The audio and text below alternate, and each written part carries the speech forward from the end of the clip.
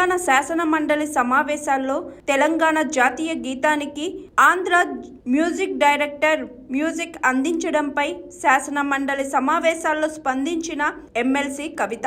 అట్లానే మన సంస్కృతి, చరిత్ర, సాంప్రదాయాలు ఇవన్నీ కూడా కలుపుకొని ఒక విజన్తో ముందుకు పోతా ఉన్నామని చెప్పారు అధ్యక్ష. అవి చెప్తూ ఒక మాట ఏమంటారంటే అధ్యక్ష, మనం జయ జయ హే తెలంగాణ జననీ జనకేతనం అనేది అధికారిక గానంగా స్వీకరించామని చెప్పారు. సంతోషం అధ్యక్ష, తెలంగాణ కవి రాసినటువంటి పాట స్వీకరించడం అందరికీ సంతోషం. కానీ దానికి ఒక ఆంధ్ర ఆయన మరి మ్యూజిక్ డైరెక్టర్ ఏందన్నది ఎవరికి కూడా అర్థం కానటువంటి విషయం అధ్యక్ష. తెలంగాణ ప్రాంతం యొక్క అస్తిత్వం కోసమే పోరాటం జరిగింది. దానికి మరి మన దగ్గర మ్యూజిక్ డైరెక్టర్లే లేనట్టుగా ఒక కీరవాణి గారిని తీసుకొచ్చి దానికి మ్యూజిక్ డైరెక్షన్ అన్నది చాలా సోషల్ మీడియాలో, మాధ్యమాల్లో అంతటా కూడా అభ్యంతరం వ్యక్తమవుతున్నటువంటి విషయం అధ్యక్ష. అట్లానే తెలంగాణ తల్లి విగ్రహ అధికార స్వీకరణ రాష్ట్ర విశిష్ట గుర్తింపును, సమ్మిళిత స్ఫూర్తిని మరింత పటిష్టపరుస్తుందని చెప్పినారు అధ్యక్ష. ఇక్కడ ఒక రిక్వెస్ట్ ఏంటంటే, తెలంగాణ తల్లి ఉద్యమ సందర్భంలో వేలాదిగా పెట్టుకున్నాం అధ్యక్ష. అందులో తమ్మర్ పాల్గొన్నారు, కోదండరాం సార్ పాల్గొన్నారు, జూపల్లి కృష్ణారావు గారు పాల్గొన్నారు. ఇక్కడ ఉన్నటువంటి అనేక మంది పెద్దలు కూడా ఉద్యమంలో సమ్మిళితమై, సీతక్క గారు కూడా ఆనాడు నిరాహార దీక్ష చేసారు. ఒకరు కాదు, ఇద్దరు కాదు. తెలంగాణ తల్లికి దండ అయినటువంటి వ్యక్తి తెలంగాణలో లేరు అధ్యక్ష. కానీ అదే తెలంగాణ తల్లికి కేవలం ఒక గెజెట్ లేదు, ఒక జీవో ఇవ్వలేదని చెప్పి ఆవిడ స్వరూప స్వభావాన్ని మార్చేసి ఆమెను ఒక మామూలు తల్లిని చేసిండ్రు అధ్యక్ష. తెలంగాణ అంటే ఒక ప్రత్యేకత, ఒక బతుకమ్మ, ఒక బోనము ఉంటేనే ప్రత్యేకత. పోనీ మీకు బతుకమ్మ నచ్చలేదు అనుకోండి, బోనం పెట్టేది ఉంటుంది. కేవలం మన తెలంగాణలో ప్రత్యేకత ఉన్నది కదా.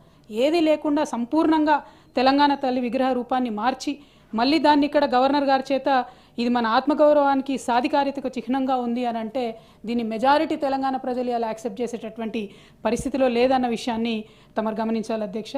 ప్రభుత్వాన్ని గమనించవలసిందిగా కోరుతా ఉన్నాను అధ్యక్ష. అట్లానే ఈ సంవత్సరం అధ్యక్ష మేము పదే వారికి గుర్తు చేసినాము.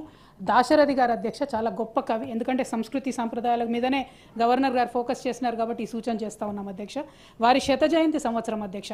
నా తెలంగాణ కోటి రతనాల వీణా అని ఆనాడు మా నిజామాబాద్ జైలు గోడల మీదనే బొగ్గుతో రాసినటువంటి గొప్ప కవి అధ్యక్ష. తను స్వాతంత్ర సమరయోధుడు. ఇది వారి శత జయంతి సంవత్సరం అధ్యక్ష.